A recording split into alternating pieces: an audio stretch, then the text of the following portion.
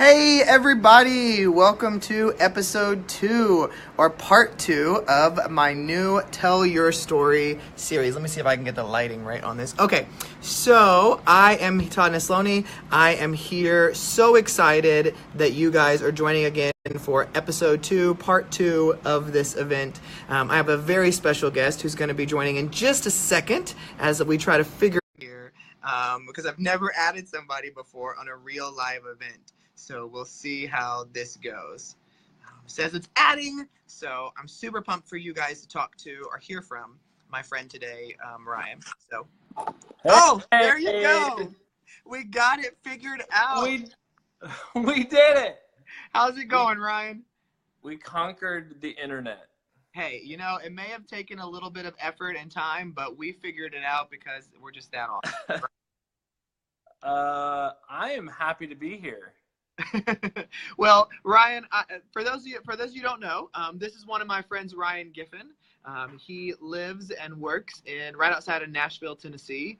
And last week, I was able to do part 1 of the new Tell Your Story series. And so in part 1, I told the story of my mother who recently passed away.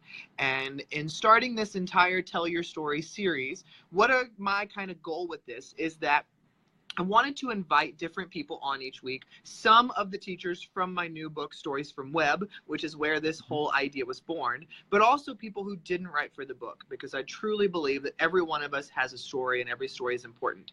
But more than just telling our own stories, I want this series to be about us telling the stories of others in our lives who have impacted our own story, which is why for part 1, I told the story of my mom, because of course she played a very vital role in my life. And even with her gone now, she still is continuing to play that role in my life. And so Ryan is a great friend of mine. I've known him for a few years now, and just getting to know him and his heart and some of the things that he does, not only within the work that he does every day, but outside of that in his personal life and with his family. Ryan has got some killer stories to share as well. So Ryan, why don't you go ahead and introduce kind of who you are and what you do? All right. My name is Ryan Giffen. Like Todd said, I work with Todd to kind of help facilitate booking his speaking engagements, and but that's kind of the technical side. But you know, Todd's one of those few guys out there that, as many of you guys know who know Todd personally, he just has the most incredible ability to connect with someone and to build a relationship, which, you know, I've actually modeled that of what I've learned from Todd, but not to talk too much about Todd, but I'm an agent at Premier Speakers Bureau, and my whole thing is K through 12 education. And I thrive in that space because I'm passionate about being able to be a voice and a support to teachers that are in the classroom, or educators that have a message to other teachers and students, college students, whatever it may be, that I can be a voice for them as they go and make a difference in the world of education. I'm a very education-focused family. My wife is an educator, and now a stay-at-home mom, so she's educating 3, and sometimes we say 4 of us, from our 3 boys and myself. But my mother had gone to teaching school. My mother-in-law is an educator. My sister-in-law is an educator. I mean, it just goes on and on. So education is in my blood. It's in my, you know, kind of upbringing. But it's more of also being able to help those that help other people is really the kind of the main you know, passion that I have, and I get to live that out every day by booking Todd to go speak places and working with those schools. So, well, you know, I want to. That's what I want to focus on today. You mentioned that you've got 3 boys at home. Who are they, and what are their ages? All right, so we got 3 amazing boys. We have Will, who is 10 years old. We have Eli, who is 6 years old, and then we have Jad, who is 4 years old. And they are awesome. They're just kind of like the light of our life. We love them. Well, you know, of course, you know, there's so many families with kids, and we talk about how important kids are, not only in our job as educators, but when you have your own children, the kind of role that those children play in your own life. But one thing, and the reason I invited you on today is obviously all 3 of your boys hold a special place in you and your wife's heart, and each play their own significant role in growing you into not only the people you are today, but also the parents you are. But kind of what I wanted to focus on today was giving you the opportunity opportunity to kind of share a little bit of Eli's story, your middle son. I think that, you've shared a lot with me, my wife, a lot of my friends, a lot of other speakers and stuff. And he's got a very unique story. And so kind of tell us a little bit about Eli. Yeah, so Eli, just to kind of give you a snapshot of who Eli is now, just to kind of give you a frame of reference who Eli is. Eli is the kid that knows how to make people laugh. He's always doing something silly. He's always putting on the costume behind your back, and you turn around and you're being like, where did you get that, pirate costume? Like, he just is a fun-spirited. The teachers at his school just love him because he runs up and hugs them, and he has such a compassionate heart, and he really sees no strangers. I don't know where he gets that from, but I've taught him well in that area, or maybe it has nothing to do with me. It's all genes, but he's just a really incredible kid, and anybody who sees him from a distance, I feel gains some kind of energy or smile from what he's constantly doing. There are other days where people are looking at us from afar, thinking that we're torturing him, or he's throwing a huge, massive tantrum. The reason being is that when Eli was born, he was born deaf in one ear, and he was actually born with deaf in one ear and full hearing in the next. How we kind of tell Eli's story starts a little bit before that. And so if we were to back up a little bit and tell how Eli's story has truly impacted us, and how Eli being placed in our life has really kind of not just been about his development or his his growth, or his symptoms of not having hearing, but it's been about those that he's around. His story has encouraged and lifted us up to a place of a place that we never thought we would need to be, but we're there. And so, I want to jump in. I like you make that point right away. And I just want to say, I really commend you as a parent when I know Eli's backstory. And so to be able to hear you kind of start with, I want to start with the fact that he makes people laugh, the fact that he wears the costumes. I love that, I think about that as educators, about how it's our job, not only as parents, but as educators, to see the amazing, incredible, smile-inducing things about a child first before we share all the other elements that are every part of every person. 100%. But you mentioned that when he was born, he was deaf in one ear. But talk to me about when we were at dinner the other night, you shared the story about how when he was deaf in one ear, all the doctors and all these people you were meeting were telling you all these things that were going to be wonderful. That's right. Trying to make it easy. Talk a little bit about that. Yeah. So I mean, the whole from the very beginning, even when going back to Danica's pregnancy. Danica is my wife's name. And Danica's pregnancy, they were saying, hey, some of the blood levels and the numbers are a little bit off. It's nothing to be too concerned about. But there was always something a little bit different, we know, with Eli.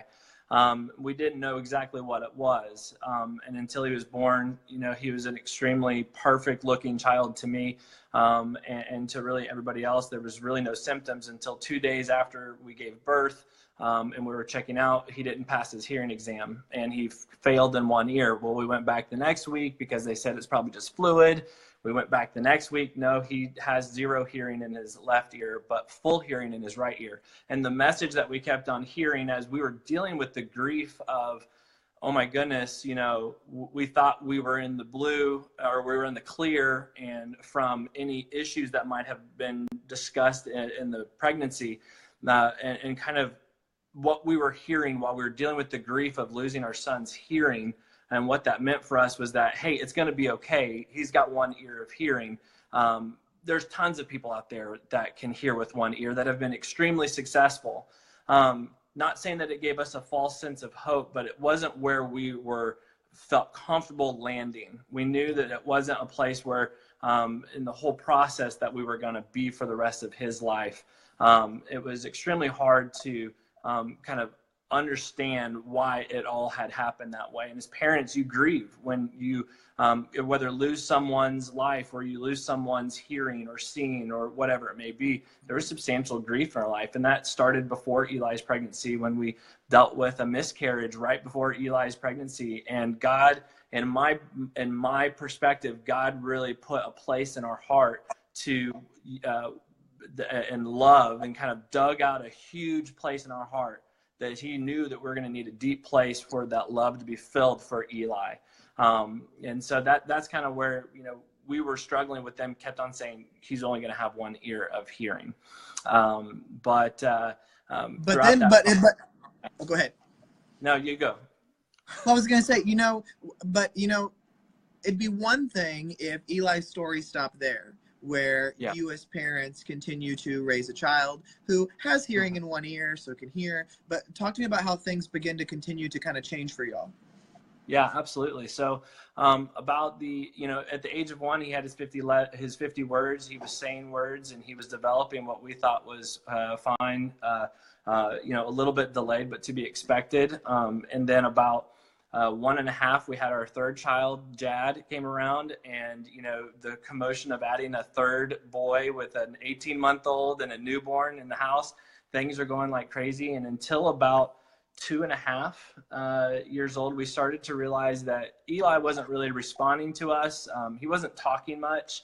And it was almost like, we were like, yeah, you're right. He doesn't talk, or say things. And we noticed really strong temper tantrums and fits that he would start throwing out of pure frustration. And as it was in between the time where we were having our ear tests, our hearing tests done, that when we went, they said, hey, look, he's really starting to decline in hearing and responsiveness in his good ear, which was kind of what we've been basing all of our, our plan and our strategy on. So that was about 3 years old that he was doing that, that we realized that.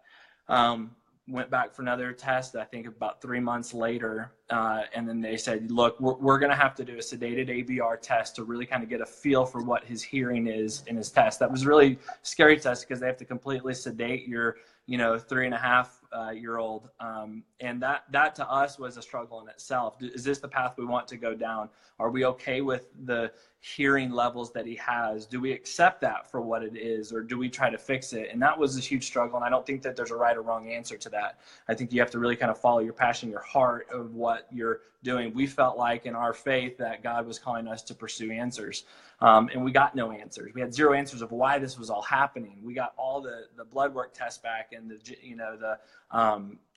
genetics test back that, all cleared. And we were almost disappointed when we got, negative genetics test back. We were kind of like, we just want some answers. Yeah. And it's so frustrating. We did the sedated ABR test, and they did come back and say he's got like 10% hearing. He can hear a bus that's maybe driving right by him, or a piano. And that was in his good ear, right? That was in his good ear. So now he went from no hearing in one ear to 100% in the other. And then when you went and got him checked at 3, then he had 10% in that ear. That's right. He had lost all hearing, and we don't really know for how long he had been without hearing. It could have been a long period of time that it gradually went away, but we're thinking probably 9 months, at max would be how much he didn't hear. Because during a very developmental time, with speech and social skills and everything. And at that point, we had to do a trial run with the hearing aid, which we did for 3 months, and they just knew right off this isn't helping him. So we qualified for cochlear implants in both ears. And so that was kind of the answer that we were looking for as the path that we were going to use to get him to full hearing. That started when he was 4 years old.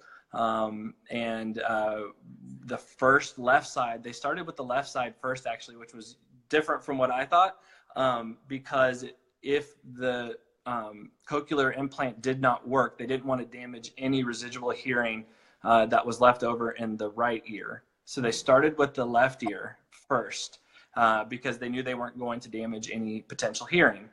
Well, it was a success, and as far as the surgical process goes and the device working, but everything else beyond that was not successful. It was extremely hard to introduce into a 4-year-old who has had very little hearing that you want to hear. And it was a struggle for us because there was days where he just didn't want to have them and he would toss them off. And there even got to a point where he would just look at us and go, and like take his cochlear off. Like, I don't want this on here. Like, why do you have this? That was very difficult as parents to, balance on, no, you have to do this. And we understand that your brain hurts and your senses are, really triggering pain in your body because of this. And it caused pain. That was tough too, to realize that you were causing pain to your child, but you knew that the path that you're taking was good. We did the second cochlear implant, and that one was interesting because it was like, okay, if this one works, he's going to have a potential of having 100% hearing again. That was so encouraging. On the way to the hospital, what we realized is that between the time when they have the surgery, because he's always heard, even if it's a little bit, if you closed your ears and plugged your ears and swallowed, or you took a drink, you can hear yourself drinking. You can hear yourself swallowing. We knew that as soon as the second ear surgery happened, he would hear nothing. It's like a deafening silence. And it's hard to conceptualize that he's going to having gone from hearing maybe fuzz or buzz noises or a fan type of noise in his head to he won't even be able to hear himself humming without the cochlear implant, like as far as inside the head. We're sitting there when he woke up from his second surgery, and we had situations where he woke up very aggressive the first time and like started yanking things off, which was horrific in itself. So we had a strategic plan of sedation and bring them out of sedation slowly. But just his eyes, as he opened his eyes, were so scared and like, what is happening? Because it was a sound that he'd never heard before, which was complete silence. And that was probably the most unique experience and all that. Luckily, he'd gotten used to his cochlear on the left side, and so the right side transitioned a little bit faster. We are now 1.5 years at 100% hearing. Every day has its trials.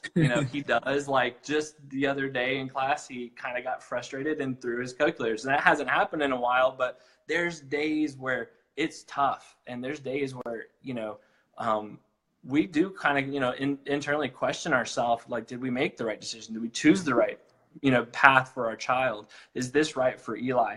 What we also have to go back to is that the past that the choices that we made with Eli were a part of his story. We are, merely players in it. We are people that are not just making decisions for his story, but we are being impacted by his story every day. Before Eli was born, Danica and I were just talking about this about 15 minutes ago. She goes, I knew that God was going to use Eli for something incredible.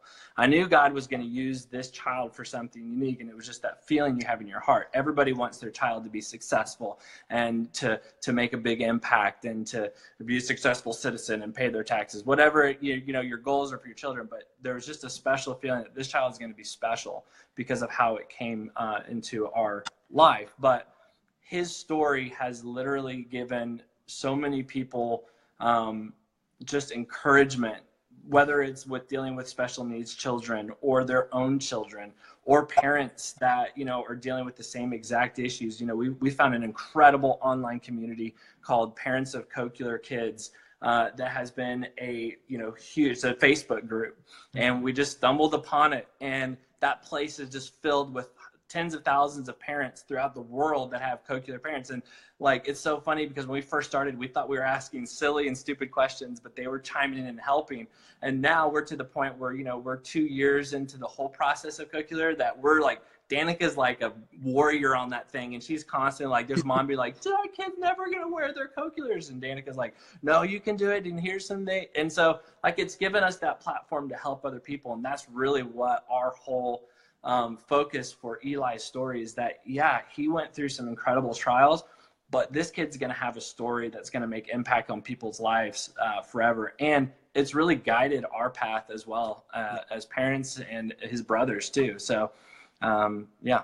I love what I love about it is that, as a parent, this could be something that you try not to talk about much, that you're like, no, we're not really gonna, or it was too painful or whatever. But I love that you and Danica, there's no fear in sharing this and in the importance of understanding. The whole time I listen to you talk, I don't have any kids, and I have kids that I have here at school that have different struggles and different issues that they deal with.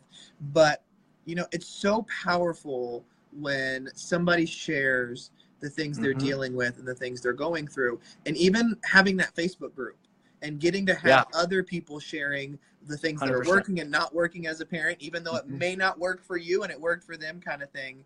That's kind of the whole idea and whole genesis behind this whole Tell Your Story movement, is that every one of our stories matters, even to those who don't have kids with cochlear implants. This story has so much heart in it. And as a dad and as a man and as somebody who's a leader, what do you see as the biggest thing that you've learned from Eli? Biggest thing that I've learned from Eli is that you're going to be vulnerable, whether you want to be or not. Right? Like, children will make you vulnerable. And sometimes when you choose not to let them make you vulnerable, you become too aggressive, right? It's like, what's the reaction to it? Eli's story has made me become extremely vulnerable in that I know that it's not me doing these things. It's not me solely that's raising Eli. There's a community of people around him. I have a belief that God has a complete plan and has a hand on Eli's life that he's guiding him through, and it's unbelievable what he's going to do.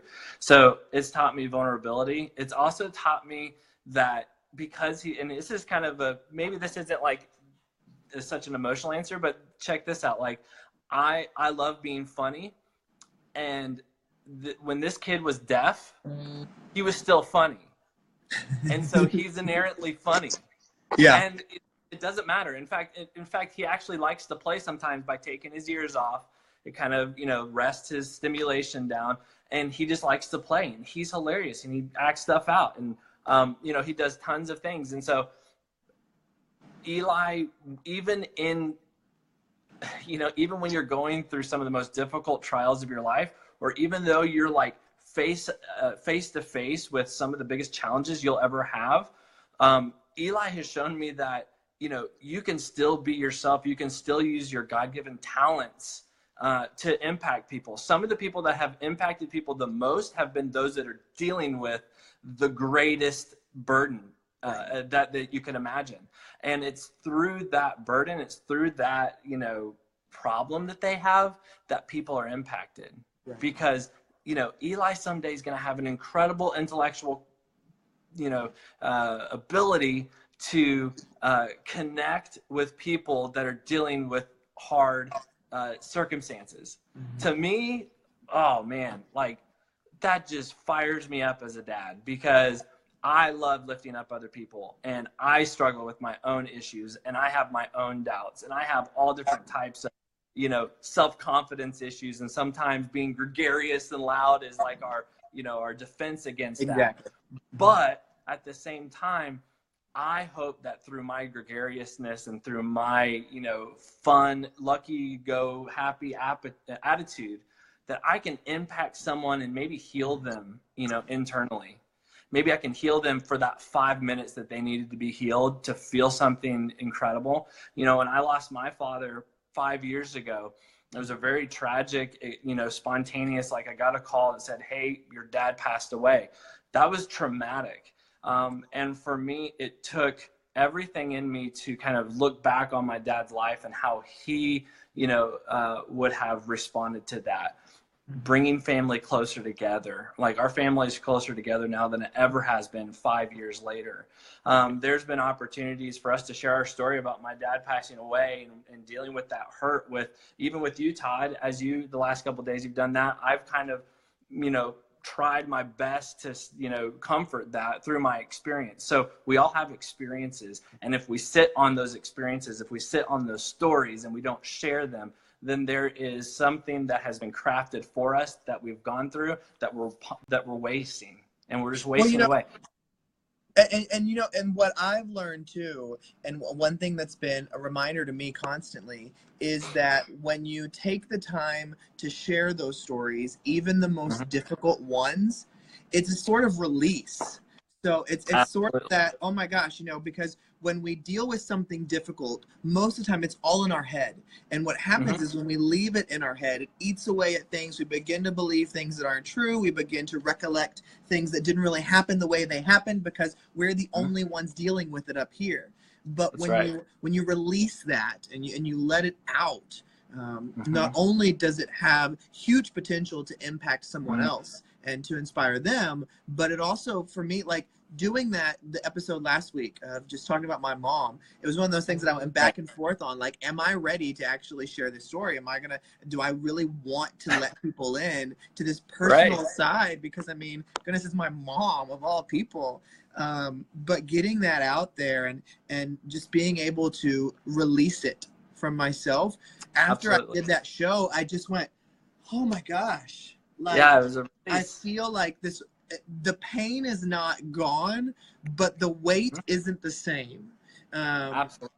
And everybody talks about how to let others help you carry the burden, let others walk alongside you. I mean, even in both of our faiths, it talks about, iron sharpening iron. We need to carry each other's loads, that kind of thing. But it's hard to do, and it's scary because you don't want people to judge you. And what I found happens too, because I was talking to somebody else last week, is when you share something really heavy, sometimes it scares other people for sharing their little things because they feel like it's not as significant as what you're going through. So they don't want to be like, well, mine isn't that big of a deal, is what I hear. Right. My thing is like, I remember there was somebody who once told me, he was like, don't ever compare your pain to somebody else's pain, because what is incredibly painful to you, regardless of their opinion of it, to you, that is incredibly painful. And so me losing my mother could be just as painful as somebody losing their pet.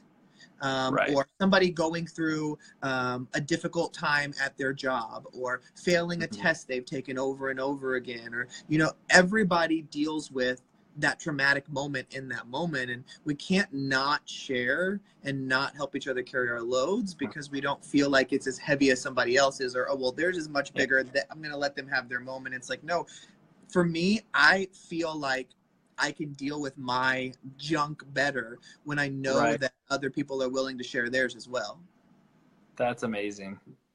Well, and I think, and to kind of wrap up, like, just give like some more fun updates on Eli, which I think we shared with you guys the other night, is like, he's making substantial growth in his language development, which is just one of the biggest, targets. And we just had his transition meeting from going from the early childhood program into our kindergarten, which, blew us away of how far he's come, the opportunities that he's going to have there. Not to get into too many details, but there are a group of people at our school district that all have their own Eli stories, right? They all have their own journey with Eli. Yeah. And sometimes we don't know about those stories or journeys, and we love to hear about them. But I couldn't tell you, and my wife's an educator. She, went to school to become a teacher. She was a teacher for a few years, and now she's a stay-at-home mom. But she, her impact in Eli's life was, unmatchable. But his teachers, the people that surrounded him and saw Eli having a potential to succeed, coming into a early childhood program with like 4 words, and saying, and saying, hey, in 2.5 years, this kid's going to kindergarten. We would have been like, yeah, prove it. We wouldn't have believed him. But there's such an incredible group of teachers and administrators at that school that have really done that. And so it's funny because your story can also inspire people to help you through your story, and it empowers them, because I tell you what, once Eli leaves that, program, they're going to have other kids come through. They're going to have other students that come through, and they're going to say, you know what, I can tackle that problem because Eli did this, and I know how to do that, and I've gained experience, and I've been encouraged. So each one of our stories whether it's your own personal story or someone that's impacted you greatly, it's going to empower you and lift you up to help other people. And we couldn't be more thankful for the school that our son is at and that will be at for all of elementary, which is great. Well, Ryan, I want to first say thank you for, being brave enough to tell Eli's story, and not only that, but just the impact it's had on you and your wife. I know that what I love about this, and it makes me emotional thinking about it now, is I love knowing that your little boy is going to get to impact somebody else through you. Because even with his age now, he only gets to impact people he comes in contact with. But through parents like you and Danica and y'all sharing his story and talking about it, I love knowing that that little boy is going to be impacting other people. Woo-hoo! And showing what tenacity looks like, what hard work, what all that stuff looks like. So thank you for taking some time to share his story today, Ryan. I'm hitting the heart button. I saw that. I was like, I see your face popping up on my screen. It's going like crazy. I won't stop liking and loving this. This is great. Well, and for all of you listening or watching today, thank you so much for joining part 2 of Tell Your Story. This airs every Tuesday at 4 p.m. Central Standard Time, where we'll be interviewing different people who have great stories to tell about others who are impacting their own stories. My challenge for you this week and every week, Ryan and his kids deserve a shirt. My challenge for you this week and every week is that you go out there and bravely tell your own story, but also the stories of those who have made you who you are today. So everybody have a great week. Thanks again, Ryan, and we'll see you all next Tuesday at 4 p.m.